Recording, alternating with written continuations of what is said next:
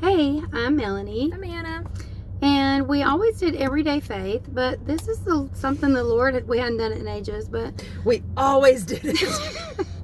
well, I'm kind of jumping in without an introduction, but the Lord had laid on my heart a few months ago to do a dashboard devotion, things that I think about when I'm in the car by myself, which is not very often, but that is a good time for me to think and pray and kind of, hear from the Lord.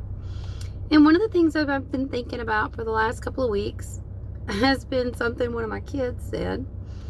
I was in the house and I was cooking and I was like, I've got all this to do and I've done this and I've done that, and I had all these things that needed to be done and that I've been doing.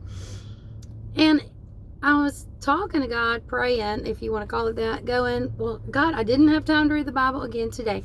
I've got all this stuff to do, and you're just going to have to be, I was really feeling Failure. I was feeling like a failure, like feeling condemned about it all, and like, well, there you go, I didn't get it done again. And I wasn't talking out loud, I was talking in my head, in my brain. And one of my kids came in and said, Mom, I've been thinking. Now, she couldn't hear me, she didn't know what was going on. I've been thinking, I feel like the Lord told me that all these reasons that we have for not reading the Word and for not spending time praying during the morning or in the day, those reasons, they don't really matter because it's still not getting done. Whether it's a good reason or a bad reason or an excuse, it's still not getting done. And I was like, oh, that's really good, sweetie. And she walked off and I was like, oh my God, that's so profound. And that has just weighed on my heart because it's made me go from feeling condemned to feeling sad because I missed out. So all the excuses are reasons, they're valid reasons for why I didn't have time to read my Bible, don't really matter because it still didn't get done. I didn't renew my mind that day, and so But God's not mad at you. But God is not mad at me because of it. He is sad that I missed out on what He had to share with me that day, which made me sad, and has pricked me forward to be like, I've got to spend that time no matter what. The Bible verse we were talking about was Romans 12:2. It says, do not conform to the pattern of this world, but be transformed by the renewing of your mind. Then you will be able to test and approve what God's will is, His good, pleasing, and perfect will.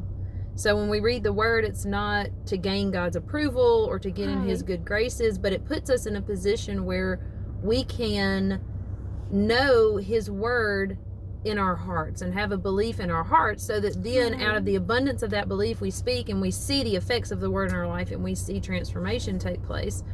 And so it's not about getting His approval or trying to be in His good graces, because we've already been translated out and we're made righteous because of Christ. It's not because we read our Word or because we did a good deed or we're not reading it for Him. I'm not reading the Word and I'm not spending time in prayer so that He'll know how to handle His day. Yeah. It reminds me of that orange juice commercial where the kid's sitting there and he's got all the people for the day, the woman, all the people that are going to happen.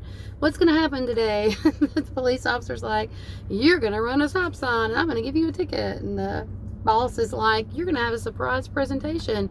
And they're like, okay, here's your orange juice. Now you can handle it. Oh, I remember that. Yes. Yeah. So it's like that for me. That's what I think about when I think about it. The renewing of your mind so that you're going to know what is God's will and how you need to handle your day. Yeah. And it's just, wow. So don't be condemned. Don't be condemned, but all the reasons why we don't get it done don't matter. It's still not getting done. It's still not getting done. Yeah. That is, wow. It's like out of the mouths of babes. Yeah. So go, enjoy your day, read your Word, renew your mind, and there's your dashboard devotion. Bye. Bye.